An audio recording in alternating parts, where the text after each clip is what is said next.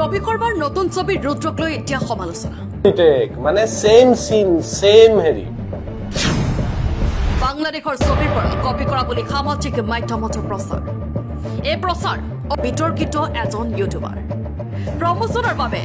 নামাতিলে ছবিখনৰ বিৰুদ্ধে অপপ্ৰচাৰত নামি পৰে এজন বিতৰ্কিত ইউটিউবাৰ ৰবি শৰ্মাৰ নতুন ছবি ৰুদ্ৰক লৈ এতিয়া সমালোচনা কৰিবলৈ উঠি পৰি লাগিছে এইজন তথাকথিত ইউটিউবাৰ বাংলাদেশৰ ছবিৰ পৰা কপি কৰা বুলি সামাজিক মাধ্যমত প্ৰচাৰত নামি পৰিছে এইজন ইউটিউবাৰ অসমৰ ছবি জগতৰ সাম্যক জ্ঞান থকা এইজন ইউটিউবাৰ সময়ে সময়ে এনেধৰণৰ কাণ্ড কৰা অসমৰ জনসাধাৰণে প্ৰত্যক্ষ কৰি আহিছে ইউটিউবাৰজনৰ এই কাণ্ডক লৈ এতিয়া সমালোচনা কৰিছে অসমৰ ৰাইজসকল ২৭ জুন তাৰিখে ৰবিদাৰ ৰুদ্ৰ চিনেমাখন ছবিগৃহত শুভ মুক্তি পাবলৈ আগবাঢ়ি আছে আৰু আমিও চাবলৈ আগ্ৰহী হৈ আছোঁ ৰাইজসকল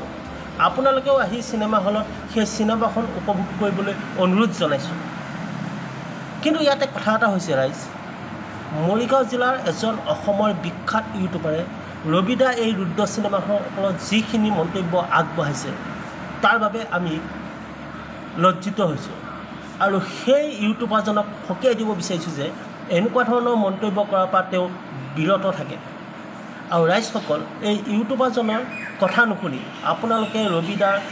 ৰুদ্ৰখন চাবলৈ চিনেমা হলত আহক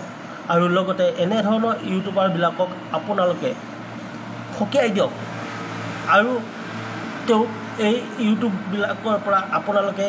তেওঁ মন্তব্যবোৰ নাচাব আৰু তেওঁক বহিষ্কাৰ কৰক তেতিয়াহে এক শিক্ষা তেওঁ পাব ৰাইজসকল প্ৰতিখন চিনেমাতে তেওঁ কিহৰ কাৰণে অদ্ভুতপূৰ্ব মন্তব্য কৰে সেইটোহে বুজি নাপাওঁ এই ৰবিদা চিনেমাখনতো তেওঁ এক অদ্ভুতপূৰ্ব মন্তব্য কৰি তেওঁ কি বুজাব বিচাৰিছে অসমীয়া চিনেমা জগতখনৰ বিষয়ে তেওঁ কি বুজাব বিচাৰিছে তেওঁ কি ক'ব বিচাৰিছে আমাক সেই উত্তৰ লাগে আমাৰ দায়িত্ব আছে আমি তেওঁলোকৰ প্ৰতি যাতে সহায় জনাওঁ আগুৱাই নিওঁ প্ৰত্যেকে মিলিজুলি আমাৰ অসমীয়া চিনেমা ইণ্ডাষ্ট্ৰীখন যাতে উজ্জ্বল হওক আৰু এনে কিছুমান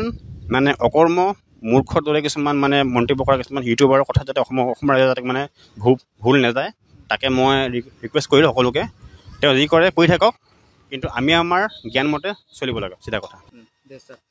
আৰু মই ভাবোঁ এই মৰিগাঁও ইউটিউবাৰজনৰ চেনেলটোক আমাৰ অসমৰ ৰাইজে যদি বহিষ্কৃত কৰে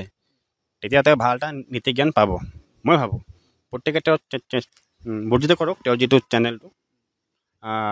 তেওঁ কিছুমান কথা কাণ্ড ভাল নালাগে এইবোৰ শুনি দেখি অসমৰ ৰাইজেও জানে তেওঁ কি কৰে নকৰে গতিকে মই তেওঁকো মোক কৈছোঁ তেওঁ যে আমাক ৰাইজৰ কাৰণে কাম কৰক ভাল কিছুমান কণ্টেণ্ট লৈ পেলাই মানে ভিডিঅ'বোৰ বনাওক এটা আমাৰো চাই ভাল লাগিব সেইটোৱে কথা আৰু মই আমাৰ সেই মৰিগাঁও ইউটিউবাৰজনক মই ক'বলৈ বিচাৰোঁ যে তেওঁৰ ইউটিউব চেনেলটো যিহেতু অসমৰ বহুতে চাই আছে গতিকে তেওঁ যাতে এনেকুৱা ধৰণৰ কিছুমান কণ্টেণ্ট লৈ কিনি ভিডিঅ'বোৰ নবনায় য'ত নেকি আমাৰ ৰাইজে বিপথে পৰিচালিত হ'ব গতিকে তেওঁ ভাল ভাল কণ্টেণ্ট লৈ পেলাই ভিডিঅ'বোৰ বনায় অসমৰ যুৱ প্ৰজন্মই নুশুনে আৰু ৰবি শৰ্মা বুলি ক'লেই ৰবি শৰ্মা ফিল্ম আগতে যেনেকৈ আমি নিজেই যতীন বৰা ফিল্ম ওলালেই ফিল্মখন আমি চাইছিলোঁ ঠিক তেনেকৈ এতিয়া বৰ্তমান আমি ৰবি শৰ্মা ফিল্ম ওলালে সেই ফিল্ম আমি যিমান পাৰোঁ চাবলৈ চেষ্টা কৰোঁ আৰু চাওঁ গতিকে ৰবি শৰ্মাৰ লগত আছাম জিতৰ কোনো তুলনাই নাই ৰবি শৰ্মাৰ তেওঁৰ যি দক্ষতা আৰু বৰ্তমান শিল্পী সমাজৰ কলাকুশলীৰ যি মৰমৰ এজন দক্ষ অভিনেতা তেওঁৰ প্ৰতি সকলোৰে সহায় সহযোগিতা থাকিব কিন্তু আছাম জিতৰ এই কথা তেওঁৰ কথা হৈছে তেওঁ জোৱা খেল হওক কিবা হওক সেইবিলাক লৈ তেওঁ প্ৰমোশ্যন কৰিব বিচাৰে গতিকে এইবিলাক লৈ তেওঁ নতুনকিবাজি কৰি লাভ নাই গতিকে ৰবি শৰ্মাৰ লগত তেওঁৰ কোনো তুলনা নাই গতিকে আছাম জিতৰ কথা যাতে আমাৰ অসমৰ যুৱ প্ৰজন্ম নুশুনে তাৰ আমি অনুৰোধ জনাইছোঁ ৰোগী হৈ আছে তেওঁ তেজপুৰত গৈ এবাৰ চিকিৎসা কৰি আহিলে ভাল হয় আৰু নিজৰ পেজটো বা নিজৰ পপুলাৰিটি কৰাৰ কাৰণে অভূত নিচিনা মন্তব্যবিলাক নিদি সমাজৰ কাৰণে ভাল কাম কৰক অসমীয়া চিনেমাখন আগবাঢ়ি যোৱাৰ ক্ষেত্ৰত তেখেতে অলপ অৰিহণা দিয়ক